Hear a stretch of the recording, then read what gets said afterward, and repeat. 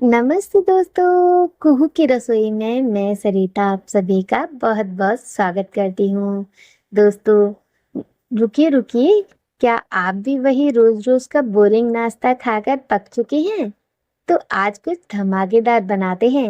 मुंबई का फेमस बड़ा पाव तो आपने हजारों बार खाया होगा, पर क्या कभी चीज़ी उल्टा बड़ा पाव ट्राई किया है? नहीं? तो चलिए आज बनाते हैं बाहर से एकदम क्रिस्पी बेसन की कोटिंग और अंदर से सॉफ्ट पाव। तो तीखी चटपटी आलू स्टफिंग, उसके भी अंदर ढेर सारा मेल्टिंग चीज। इसे देखकर ही मुंह में पानी आ जाएगा। तो चलो फटाफट से बना लेते हैं। और हाँ, इसे हमने पाव से नहीं, इसे हमने ब्रेड से बनाया है। तो यहाँ पर लिया है हमने आलू। आलू को हमने अच्छे से छील लिया है और धो लिया है। अब इसके छोटे छोटे टुकड़े कर देंगे। दोस्तों, अगर आपके पास बॉइल्ड पोटैटो है तो आप बॉइल्ड पोटैटो भी ले सकते हैं, बट मुझे जल्दी थी और उबले हुए आलू नहीं थे, तो कुकर में सीटी लगाने से बेटर समझा मैंने कि इसे अगर छोटे छोटे टुकड़ों में काट दिया जाए और बॉईल कर लिया जाए तो बहुत ही जल्दी फटाफट बन जाएंगे और हमारी रेसिपी भी जल्दी बन जाएगी। तो हमने इसे छील कर काट लिया और इसे बाउल में डालकर उबाल लिया है। 5 से 7 मिनट में हमारे आलू बहुत ही अच्छे से कुक हो चुके हैं, एकदम सॉफ्ट। अब हमने इसे पानी से अलग कर लेना है और बिल्कुल एकदम परफेक्ट आलू तैयार है। यहाँ पर लिया है हमने पैन में ऑयल। ऑयल जैसे ही अच्छे से गर्म हो जाएगा, यहाँ पर डालना है मस्टर्ड सीड। तो हमने हाफ टी स्पून ली है मस्टर्ड सीड, साथ ही में डाली है यहाँ बारीक कटी हरी मिर्च, बारीक कटी प्याज। अब इसे हल्का सा गोल्डन कर लेना है हमें, यानी कि ट्रांसपेरेंट। तो देखिए, हल्की हल्की गोल्डन हो चुकी है प्याज, एकदम परफेक्ट कुक हो गई है। अब यहाँ पर डाली है हमने हल्दी पाउडर। इसको अच्छे से मिक्सअप किया है, जिससे जो हमारी स्टफिंग है ना, उसका कलर बहुत ही अच्छा आएगा। अब यहाँ पटेटोज डाल दिए हैं जो हमने बॉईल किए थे। यहाँ आप डाल दीजिए रेड चिली पाउडर। आप यहाँ पर कश्मीरी लाल मिर्च भी डाल सकते हैं कलर के लिए। यहाँ पर हमने डाला है धनिया पाउडर, गरम मसाला powder, chaat masala powder, test के अकॉर्डिंग नमक, और साथ ही में डाला है हमने भुना हुआ जीरे का पाउडर और थोड़ी सी काली मिर्च का भी पाउडर हमने ले लिया है। अब इसे अच्छे से मिक्सअप कर लेंगे। तो दोस्तों, मैसर की मदद से या फिर आप इसी झविया की मदद से, स्पैचुला की मदद से आप इसे अच्छे से मैश कर लीजिए। देखिए, हमें यहाँ पर इसी से मैश कर रहे हैं, मैसर का यूज हमने नहीं किया है। एकदम चटपटी मजेदार सी हमारी फिलिंग बिल्कुल रेडी हो गई है और इसका नाम है उल्टा बड़ा पाव। तो ये स्टफिंग हम लगाने वाले हैं बिल्कुल डिफरेंट तरीके से।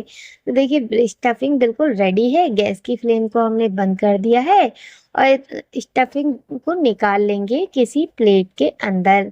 तो देखिए, स्टफिंग बिल्कुल रेडी है, हमने प्लेट में निकाल लिया है। अब यहाँ पर ली है फ्रेंड्स हमने ब्रेड। तो ये एक फ्रेश ब्रेड है और इसे हमें कट कर लेना है। तो हमने यहाँ पर एक गिलास लिया है, गिलास की मदद से हम इसे इस तरीके से कट कर लेंगे। बहुत ही आसानी से फ्रेंड्स ये कट हो जाता है। आपके पास अगर कोई कटोरी हो तो आप वह भी ले सकते हैं, या फिर कटर हो तो कटर का इस्तेमाल भी कर सकते हैं। तो आपको जितनी क्वांटिटी में बनाना है आप उसके अकॉर्डिंग यहाँ पर ब्रेड ले सकते हैं। तो देखिए, हमने यहाँ पर 6 ब्रेड के स्लाइसेस लिए थे, उसको इसी तरीके से हमने राउंड अप कट कर लिया है। तो देखिए, एक ब्रेड जो है मेरी खराब हो गई थी, इसको मैंने साइड में रख दिया। और दोस्तों, ये जो साइड में हमने निकाल के रखे थे ना ब्रेड, इनका भी हम यूज कर लेंगे, बिल्कुल भी वेस्ट नहीं होगा। इसे हम ब्रेड क्रम में इस्तेमाल कर सकते हैं। यहाँ पर हमने लगाई है एकदम तीखी खट्टी हरी चटनी। इसको एकदम परफेक्ट तीखी हरी चटनी कैसे बनाते हैं, इसकी रेसिपी भी मेरे चैनल में डली हुई है। अगर आपको देखनी है तो आप कमेंट कर सकते हैं, मैं आपको चटनी की रेसिपी दे दूंगी। तो यहाँ पर हमें ब्रेड की स्लाइसिस के ऊपर इस तरीके से ये तीखी और खट्टी चटनी लगाकर रेडी कर लेनी है। तो देखिए, चारों ब्रेड स्लाइसिस पर इसी तरीके से हमें चटनी को लगा देनी है। एकदम अच्छे से कवर अप कर लेना है। दोस्तों, अगर आपने अभी तक मेरी वीडियो को लाइक नहीं किया है तो प्लीज़ वीडियो को लाइक कर दें और चैनल पर अगर आप नए हैं तो चैनल को सब्सक्राइब करना बिल्कुल ना भूलें, ताकि आप भी हमारे चैनल पर इतनी अच्छी-अच्छी रेसिपीज़ का लुत्फ़ ले पाएँ। तो देखिए, सभी ब्रेड को हमने चटनी से कवर कर दिया है। यहाँ पर आप ग्रीन चटनी की जगह पर टमाटो केचप भी ले सकते हैं, अगर आप बच्चों के लिए लगा बना रहे हैं और बच्चे तीखी चटनी पसंद नहीं करते तो।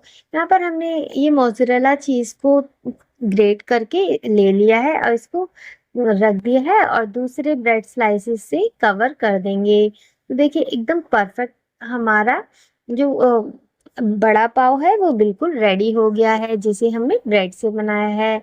अभी हमें यहाँ पर लिया है ये आलू का मसाला जो हमने रेडी किया है। ये एकदम परफेक्ट ठंडा हो चुका है। इसे हमें इसके उल्टी साइड लगाना है। जैसे नॉर्मली हम इसे अंदर की तरफ लगाते हैं टिक्की की तरह, लेकिन हम यहाँ पर इसे बाहर की तरफ लगाएंगे। तो देखिए, बहुत ही यूनिक और टेस्टी सा ये नाश्ता बनके तैयार होता है और इसके अंदर जो ये चीज़ी धमाका है ना, वो इसके टेस्ट को और भी ज़्यादा इन्हेंस कर देता है। तो दोस्तों, अगर आपने अभी तक ये ट्राई नहीं किया है तो ट्राई करके ज़रूर देखिएगा। बहुत ही ज़्यादा पसंद आएगी आपके घर में सभी को और आप इसे अपने मेहमानों को भी सर्व कर सकते हैं। वो बहुत ही ज़्यादा खुश हो जाएँगे और पूछेंगे आपसे कि आपने आखिर इसे कहाँ से मंगाया है? तो आप भी कह दीजिएगा इसे मैंने खुद बनाया है। तो सभी लोग आपकी तारीफ़ करते हुए नहीं थकेंगे। तो देखिए, यहाँ पर हमने इसे कवर कर दिया है बहुत ही आसानी से। सारे ब्रेड्स को हमने आलू से के मसाले से कवर कर देंगे। बिल्कुल इसी तरीके से आप स्पून की मदद से भी कर सकते हैं, स्पून से भी ये आसानी से हो जाता है। बट मैं यहाँ पर इसे हाथों से ही लगा रही हूँ।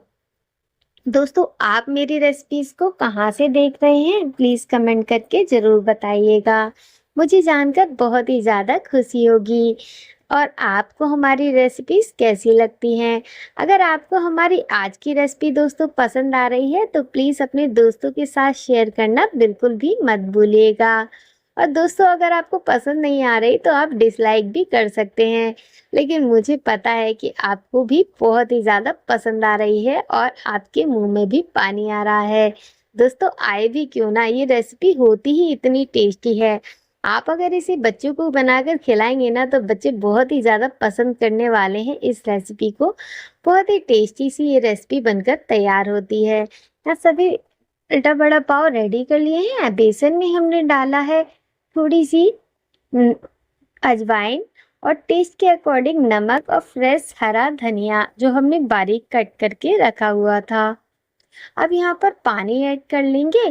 पानी हमें थोड़ा-थोड़ा करके ऐड करना है। एक साथ हमें बहुत ज़्यादा पानी ऐड बिल्कुल भी नहीं करना है। तो देखिए, थोड़ा-थोड़ा पानी ऐड करते हुए हमें इसे घोल बना लेना है इसका। ना तो ज़्यादा थिक रखना है, ना ज़्यादा थिन। अभी आप देखिएगा कि इसकी कंसिस्टेंसी कैसी होनी चाहिए। दोस्तों, रेसिपी को पूरी देखिएगा, स्किप मत कीजिएगा, जिससे कि आप भी ये धमाकेदार रेसिपी एकदम परफेक्ट बनाकर रेडी कर पाएँ। एकदम बढ़िया से ऊपर से की लेयर जो है क्रिस्पी बनकर तैयार होगी जब आप इसे इस तरीके से फेंटेंगे और इसकी कंसिस्टेंसी परफेक्ट होगी तब। तो देखिए, यहाँ पर थोड़ा-सा पानी हमें और ऐड करना है, ये अभी भी बहुत ज़्यादा थिक है। इसको एक ही डायरेक्शन में आपको फेंटना है, बहुत ही ज़्यादा अलग-अलग डायरेक्शन में आप इसे ना फेंटें, इसे एक ही डायरेक्शन में मेरी तरह फेंट कर आप रेडी कर लें। थोड़ा-थोड़ा करके हमने यहाँ पर पानी ऐड किया है, हमने बहुत ज़्यादा पानी ऐड नहीं किया करना है एक साथ में, नहीं तो हमारा जो बैटर है बहुत ज़्यादा पतला हो सकता है, जिससे कि हमें और ज़्यादा बेसन डालने की नीड पड़ सकती है और फिर मसाले भी इधर-उधर हो जाते हैं, नमक और अजवाइन वगैरह। तो देखिए, बहुत ही सिंपल सा हमने ये मसाला रखा है और देखिए मैं कंसिस्टेंसी इसकी दिखा रही हूँ। इस तरीके से ये जो बैटर है गिरना चाहिए, एकदम थिन नहीं होना चाहिए, ना बहुत ज़्यादा थिक। अब हमने ये जो ब्रेड से बड़ा पाव बनाया है ना, उल्टा बड़ा पाव, इसको हमें कोट कर लेना है बेसन में और यहाँ पर हम डाल देंगे इसे। ऑयल में, और ऑयल हमारा एकदम से गर्म हो गया है। अब यहाँ पर देखिए हमें इसे ऊपर इसके थोड़ा सा ऑयल डालना है, जिससे कि जो ऊपर की लेयर है वह भी एकदम बढ़िया तरीके से सिकने लगे। अब देखिए इसे हमने पलट लिया है। बहुत ही आसानी से हमारा जो उल्टा बड़ा पाव ब्रेड से बनाया हुआ बिल्कुल रेडी हो चुका है। इसको हमने सेक लिया है। दोस्तों गैस की फ्लेम जो है ना, आपको मीडियम रखनी है, बहुत ज़्यादा हाई फ्लेम पर इसे मत सेकिएगा। जब आप इसे मीडियम फ्लेम पर सेकेंगे ना, तो आपका जो उल्टा बड़ा पाव ही है एकदम बढ़िया तरीके से सिक कर तैयार होगा। अगर आप इसे हाई फ्लेम पर सेक लेंगे तो ये अंदर से कच्चा रह जाएगा। इसकी जो ऊपर की लेयरिंग है वो ऊपर से दिखेगी आपको कि ब्राउन हो गई है, लेकिन अंदर से जो है ये सिक नहीं पाएगा, परफेक्ट नहीं सिकेगा। यहाँ पर देखिए इसे अलट पलटते हुए और पलटते हुए हमें दोनों तरफ से इसी तरीके से सेक लेना है। और ऑयल को आप इसके ऊपर डालेंगे, जिससे कि आपकी जो ये उल्टा बड़ा पाव है बहुत ही आसानी से दोनों तरफ से परफेक्ट सिक कर तैयार होगा। तो यहाँ पर देखिए हमने अच्छे से इसे सेक लिया है।